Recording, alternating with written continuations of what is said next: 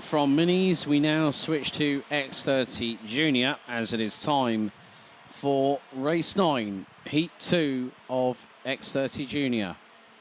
Ches Pedersen, who took the opening win of the weekend, will once again line up on pole position. He'll be joined by the 187 of Theo Poliquin on the front row. Antoine Boots and Lionel Munguia round out row 2 with Ludwig Granqvist and Louis Wieland rounding out row 3. Edouard Gauffoy and Thijs van Haus will round out row 4, completing the top 10. Lewis Boots and Joshua Lauritsen.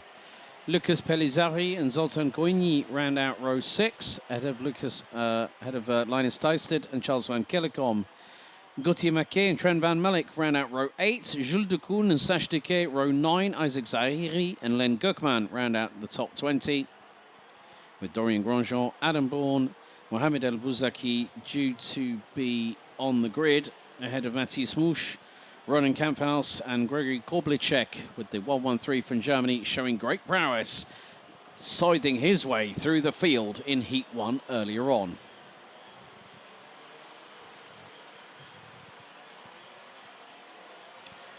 There is some signs of a dry line starting to form here at the home of champions Karting Genk, but still, the drivers have to be very, very wary of what they have been keeping an eye on. And it is the decision between both driver and mechanic to make that ultimate choice. Do you chance it on a track that's drying and go on to slick tyres, or do you stick on the perennial wet weather tyres as it stands? Well, I can definitely see one driver that is sticking on there. Mohamed El Bouzaki, I think, might be a non-starter again, because that kart has not passed the timing line on the start-finish straight.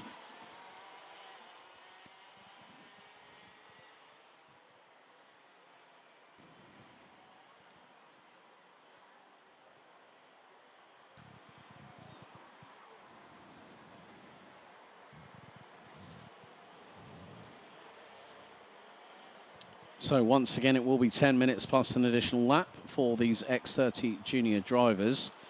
Now, Ches Pedersen is going to be starting from the dummy grid, so there is going to have to be a gap. So Theo Poliquin must be on his own on the front row. This gives a clear run for Antoine Boots as the lights go out. We are underway. And it was a case of Lionel Munguia was trying to thread the eye of the needle, trying to get towards the inside of turn 1. As, oh, no, there's a spinner in the middle, and that's the 104. Oh, dear, Louis Wieland gets tangled with and turns around out of turn 1, and it's too wide at certain points going through turn 4 for the opening tour.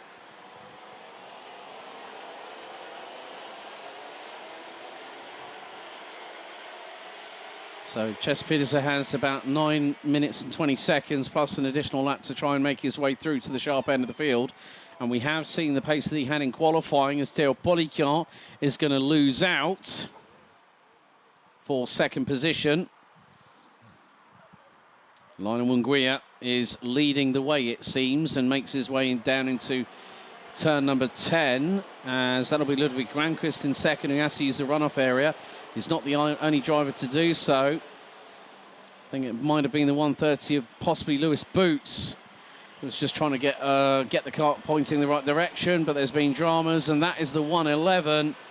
Sacha Duquet out of the race, and that, I think, was off of possibly turn 10. In the meantime, Lionel Munguia is running away with things. So a real shame for Sacha Duquet in the 111. Started 18th on the grid. But meantime, Lionel Munguia has started to check out a little bit, as Ches Pedersen, I think, has got through on Charles van Kellecom, who's dropped down the order as well, down from what would have been 14th on the starting grid and runs P23.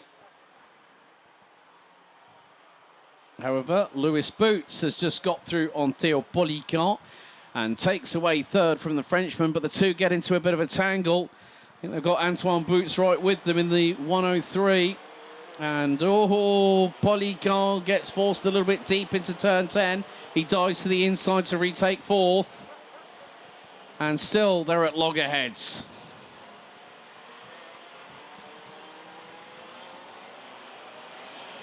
Biggest movers up the order. Dorian Grandchamp up 10 spots now, runs 11th. Ronan Kamphaus up what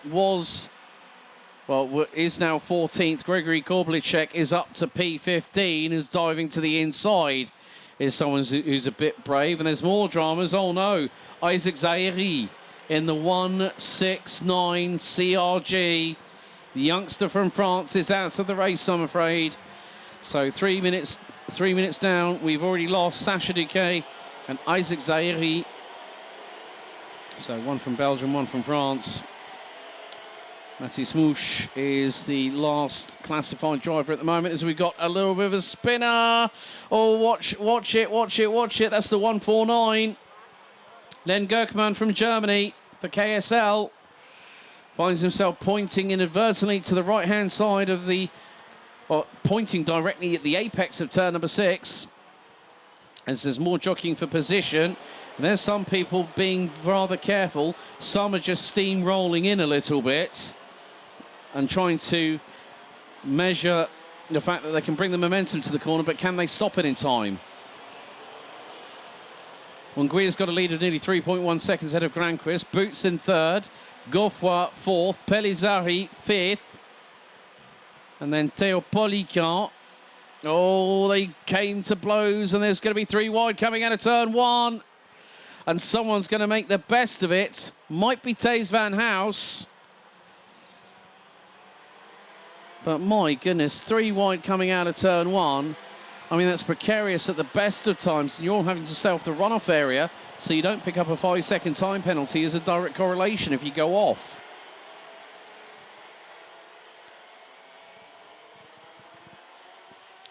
So Theo Polican is really finding there's a lot of pressure from behind, especially with the 102.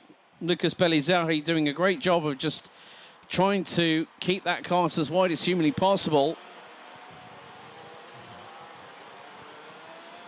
Meantime, this is allowing Lionel Munguia to pull away.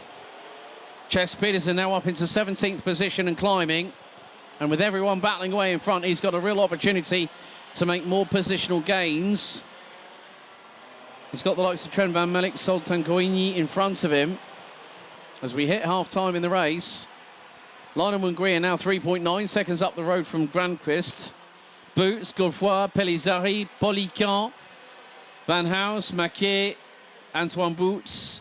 Well, it's Adam Bourne and Antoine Boots that ran out your top 10.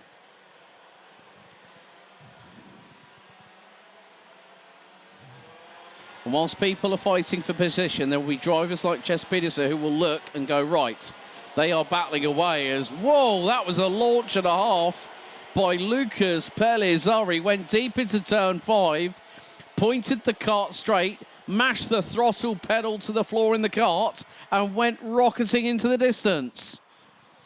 I think Theo Polican didn't know what happened there. He thought, who was that? And Polican nearly ends up having a slight bit of contact. Just behind them, they've got Taze Van House, the likes of, Taze Van House in the 140, Gauthier Maquet, Adam Bourne, who's made up 13 places and is currently running 9th in the 154.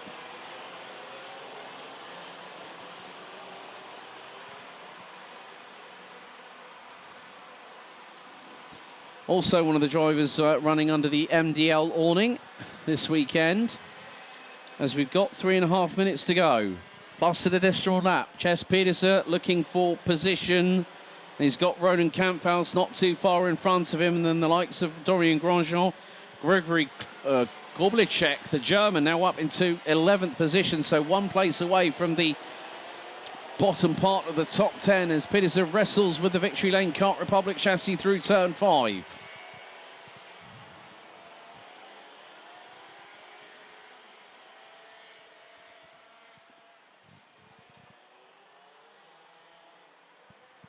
But still, there are plenty of battles very, very close When you consider the top 15 covered by just over 15.3 seconds from first to that 15th spot.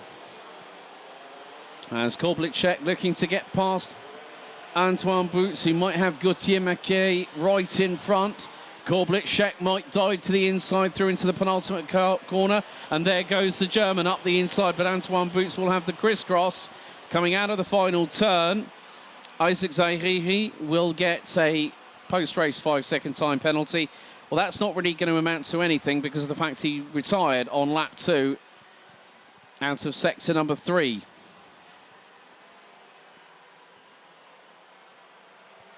Adam Bourne, in the meantime, is closing in to those in front. He's about 9/10 of a second behind Lucas Pellizzari from Luxembourg in the 102 for Eurokarting.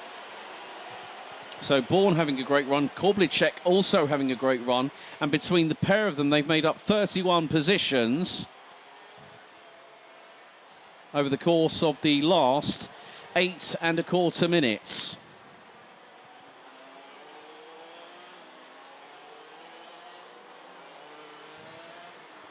There in the back. Oh, Chess Peterson getting a little bit sideways coming into turn number 9. Manages to get it onto the black stuff as now everyone in front of him is starting to battle. They are really getting their elbows out. The knives are sharpened and anything, as I said, might be unpredictable. But at this point, who knows?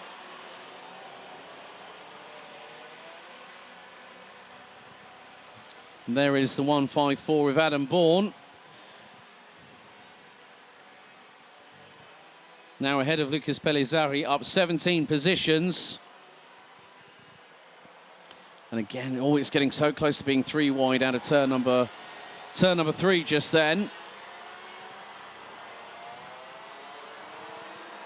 Thijs van House having to battle away with a few other drivers, including, well, Antoine Boots, I think, has just got in front of him. Well, Antoine Boots has lost a little bit of time in that opening sector. The best part of 3 seconds as here comes Chess Peterson to the inside. And one of the drivers he has just passed, I believe, yes, 187, Theo Polican, who's now, I think, probably more than likely out of the top 10. So Chess Peterson doing everything he can to minimise damage on this particular occasion, because he had dramas, couldn't get it started. We've got 2 laps to go. Lionel Munguia on course to a clear, concise victory with a gap of 5.1 seconds over Ludwig Granqvist.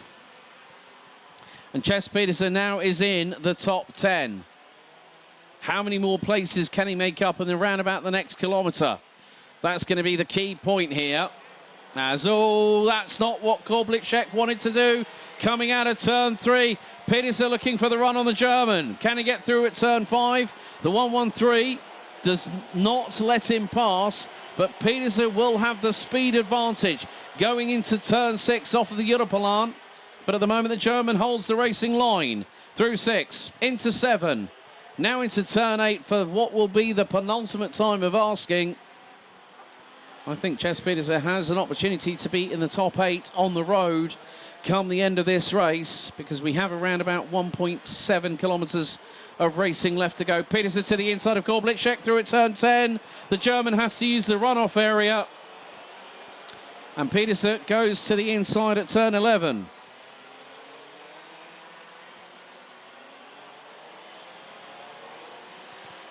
Final lap is now underway. And in the meantime, Ludwig Granqvist has got Lewis Boots closing in.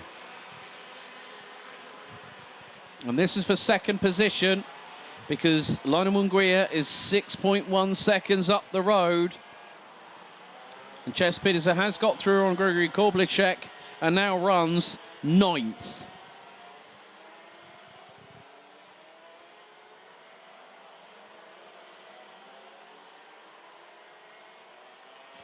And in this case, Lewis Boots needs to be a little bit closer to Ludwig Granqvist in the dying moments coming out of the final corner, but it's not going to be enough for the 130 for victory lane, but it is going to be Two winners from two different races.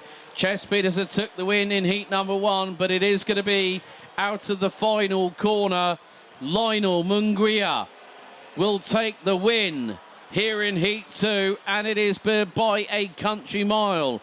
It's like he's trying to get back home quicker than anybody else. He wins by 6.6 seconds.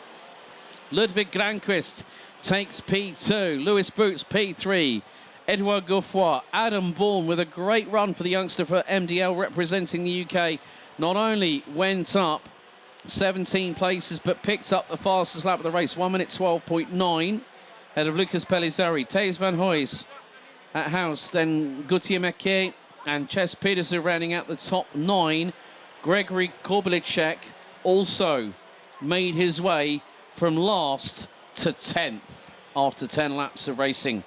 Theo Polican, Antoine Boots, Trent Van Melk, Zoltan Coigny, Jules de Koen, Joshua Lorison, Ronan Kamphaus, Len Gökman, Linus Teisted and Mathis Mouche ran out your top 20. Dorian Grandjean, Charles Van Kellicom and Louis Bieland round out the 23 that finished the race. Isaac Zahiri out on lap 2. Sacha Duquet out on the opening lap, with Mohamed El Bouzaki not starting the race. So it's 1 for Pedersen, 1 for Munguia, who will come out on top in heat 3 later on today.